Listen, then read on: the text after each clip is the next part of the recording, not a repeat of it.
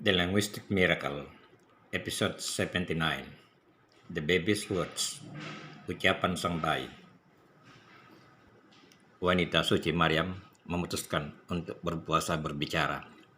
Saat itu, sebagian kaumnya terus memfitnah dan mencelanya dengan melahirkan anak yang tidak memiliki ayah. Ketika dia kembali dari pengasingan dan bertemu dengan kaumnya, sambil membawa bayinya, dia memberi syarat dengan menunjuk sang bayi. Orang-orang yang bertemu dengannya berkata, "Bagaimana kita berbicara kepada seorang bayi?" Saat itu, Allah menunjukkan mukjizatnya kepada sang bayi Isa putra Maryam. Bayi tersebut berbicara yang dikutip dalam versi bahasa Al-Quran pada ayat 30 sampai ayat 33 surah Maryam. Qala inni abdullah ataniyal kitaba wa ja'alani nabiyya wa ja'alani mubarakan aynama kuntu wa awsani bis-salati waz-zakati ma dumtu hayya wa barran biwalidati wa lam yaj'alni jabbaran syaqiyya. Wassalamu alayya yawma wulidtu wa yawma amutu wa yawma ab'atsu hayya.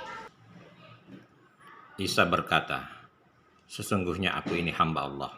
Dia memberiku Alkitab Injil, dan dia menjadikan aku seorang nabi. Dan dia menjadikan aku seorang yang diberkati di mana saja aku berada.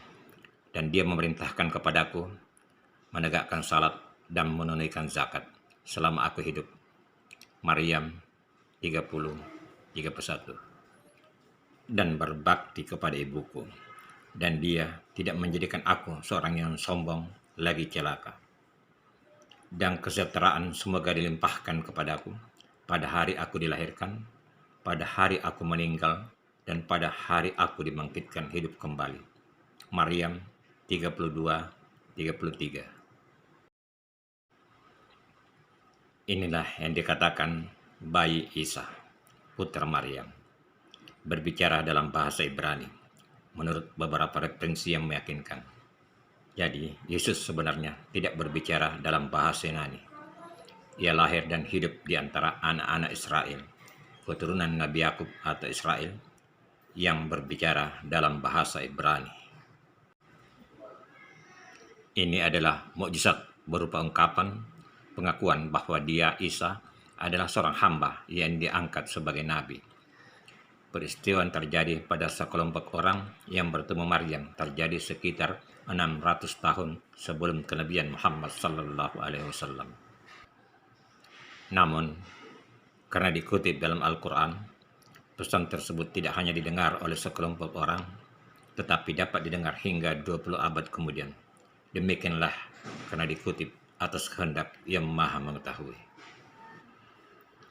Nabi Isa alaihissalam membuktikan kata-katanya dalam hidupnya. Ia menempatkan dirinya sebagai hamba, tidak pernah mengaku sebagai Tuhan. Dia berbakti kepada ibunya, menunaikan salat sesuai syariatnya, dan membayar zakat, menjalankan tugasnya sebagai rasul hingga meninggal dunia atau hilang secara misterius. Nabi Isa, penerus para rasul sebelumnya, membenarkan Taurat dan mengumumkan keberadaan seorang nabi setelah dia yang bernama Ahmad.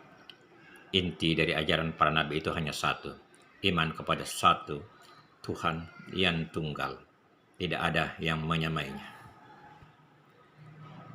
Meskipun para nabi dan rasul menunjukkan akhlak yang mulia, akan selalu ada yang menantang. Siapa mereka? Yaitu mereka yang mengikuti hawa nafsu dan keinginan diri sendiri, terutama untuk tujuan kekuasaan. Para penguasa Romawi tidak senang dengan keberadaan Isa dan ajaran-ajarannya. Mereka berniat membunuh Isa dan menugaskan tentara untuk misi itu.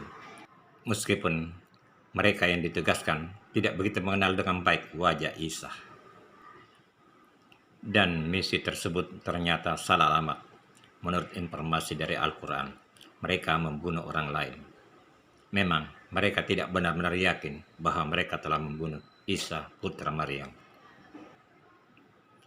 Meski sebagian orang masih tidak percaya dengan pesan Al-Quran, menjelang akhir zaman kebenarannya akan terbukti. Tanda-tandanya sudah terlihat sekarang. Media Barat mengakui Islam sebagai agama dengan pertumbuhan tercepat di Amerika dan Eropa.